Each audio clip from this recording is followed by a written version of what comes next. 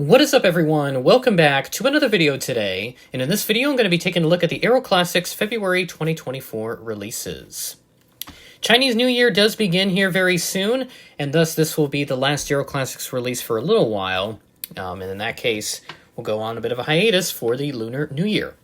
With that being said, let's go ahead and take a look at the Aeroclassics releases for this month. The first release that we have is a Flying Tiger Line Lockheed L1049H Constellation.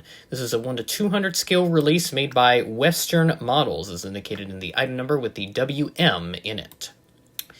Moving down, we have another one to go with that as well. This one has just a B at the end of the item number, but this is a white top livery instead of the polished as on the first one.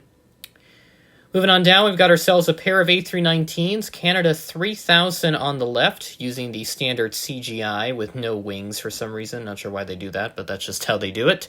So Canada 3000 A319, and then a Volaris A319 next to that, looking really good.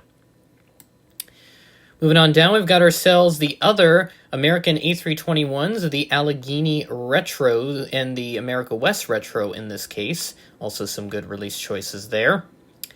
And then moving down, we have an Air Mauritius 767-200.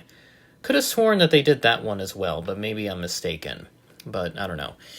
And then continuing on, we have the Piedmont A321. Okay, now I know for sure they did that one, so I'm thinking that this may just be a re-release in this case. There must have been a lot of demand for that Piedmont A321 Heritage. And then we have the PSA one and then another US Airways release to go with it as well. So to complete that entire set of 5 A321 Heritage liveries. Ooh, how about this? Taking a look down at the last two releases, we've got a BOAC 747, and I believe, my computer's acting a little weird here, sorry about this, guys. We've got a Pan Am 747 right next to that, in the more iconic Pan Am livery with the larger Pan Am titles. Ooh, that is tempting. Very, very, very tempting indeed. Alright, so I'm going to go ahead and check out the Aeroclassics Direct website just to make sure that I'm not missing any particular releases, which for the most part looks like we have everything. Would have expected a bit of a smaller release this month because of the Lunar New Year coming up, of course, so they didn't want to throw out a whole bunch of models at once, but overall some pretty nice assets coming in here. I know the Pan Am, I remember seeing a picture of this on Model Airliner Forum, so I believe that this plane has already been released technically, but I think it was just in China. I could be mistaken, so if anybody has that information, feel free to leave a comment.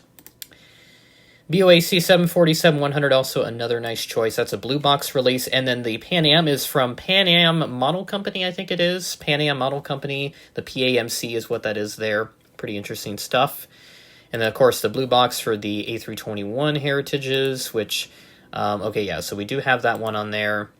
For some reason, they're not listing the Piedmont, so again, thinking they probably just listed that twice. It may have been an accident there. I'm not sure what happened, but we do have the other A321 Heritages with the Allegheny, the America West PSA, and the American Retro, the US Airways Retro, excuse me.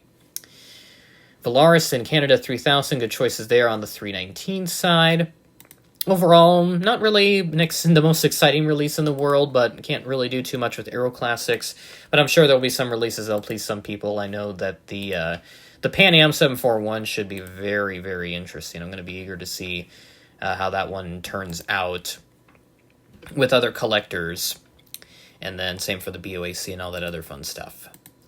So probably not going to get anything from this release as much as I'd love to get that Pan Am 747. I am trying to save up for Airliners International in Kansas City, June 26th through the 29th. I hope to see you there.